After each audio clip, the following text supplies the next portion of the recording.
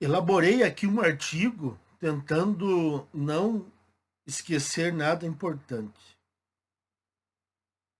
Vocês sabem que de improviso é impossível você não deixar escapar nada. Por que que só depende de nós mudar alguma coisa para minimizarmos os danos para nós homens?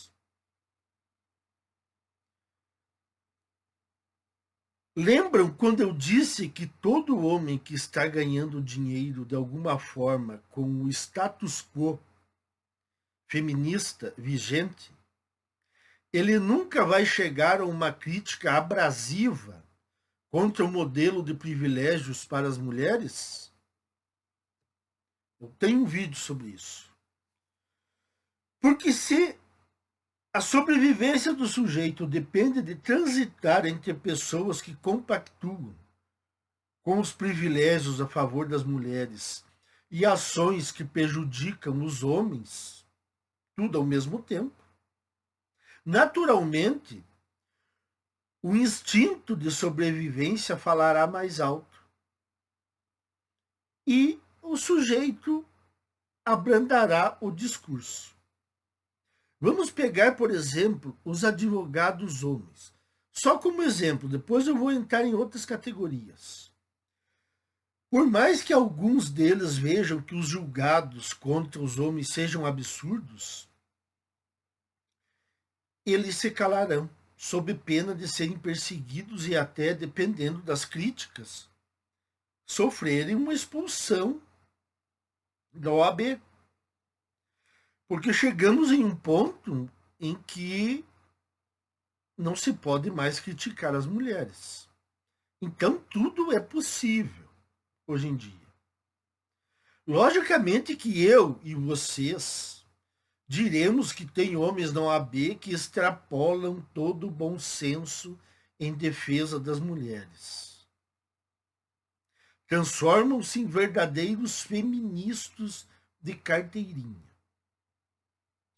Então, mesmo que aconteça de um advogado que esteja ciente das injustiças cometidas contra os homens, ele vai apelar para os meios que o próprio sistema disponibilizou. Ora, se o sistema é feminista, os meios de ação disponibilizados para os advogados terão um viés em prol das mulheres. Junte-se a isso homens e mulheres ideologicamente pendentes ao feminismo e teremos um avanço pífio. Esse exemplo dos advogados pode ser estendido para políticos, que poderão agir por ideologia, medo ou populismo. Pode ser esquerda, direita, centrão, Partido Novo, MBL, etc. Podemos citar os jornalistas também. Apesar de tecerem algumas críticas ao feminismo, eles dizem que se trata, relembrando aqui o Rodrigo Constantino, que disse que quando ele sofreu aquela perseguição lá, daquela fala dele, que se tratava de um pequeno grupo barulhento de mulheres recalcadas e que a maioria das mulheres não compactua com as ideias feministas. Totalmente errado. Eu comecei a usar o termo modernete justamente para me referir às mulheres que não abrem mão de todos os privilégios que possuem, mas que apenas não vão para a rua seminuas com o corpo pintado, gritando palavras de ordem contra o patriarcado. Patriarcado? Gritando frases tipo: se cuida, seu machista, a América Latina será toda feminista. Esse sempre foi o erro fatal dos que se dizem combater o feminismo. Achar que a maioria das mulheres não compactua com todos os privilégios que lhes são dados. Um erro, em parte, da falta de sair da sua bolha de trabalho e entender o que o feminismo fez com a mente das mulheres atuais. E também um erro, digamos, calculado. O cara sabe o que está acontecendo, mas quer salvar o seu scalpo. Podemos citar também os coaches de desenvolvimento pessoal, gurus da sedução, religiosos, apresentadores de podcasts e por aí vai. Novamente aí entra a situação em que se encontra o sujeito homem no momento. Se a sobrevivência dele depende de fatores em que as mulheres serão cruciais para o seu sucesso ou o seu fracasso e ostracismo, a pisada no freio das críticas mais contundentes a elas será feita. Dito isto, reitero o que observei durante todos esses anos. A mudança por vias do próprio sistema levaria, na melhor das hipóteses, décadas. Só que nós não temos esse tempo. Os casamentos diminuem, os divórcios aumentam.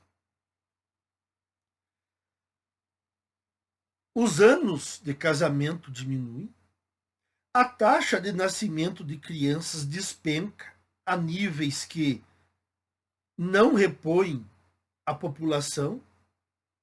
Então, quem fala em futuras gerações está totalmente desatualizado. Só que nós temos a questão de que a sociedade, incluindo os homens, não vai desaparecer da noite para o dia. Isso levará tempo e pode custar aos homens ostracismo, sarjeta, psicológico abalado e por aí vai em tudo que vocês podem pensar. Caso o sistema feminista não obtenha resistência nenhuma, ele acabará sucumbindo. Mas o tempo será muito mais longo. E nesse tempo longo, milhões de homens podem ser fritados.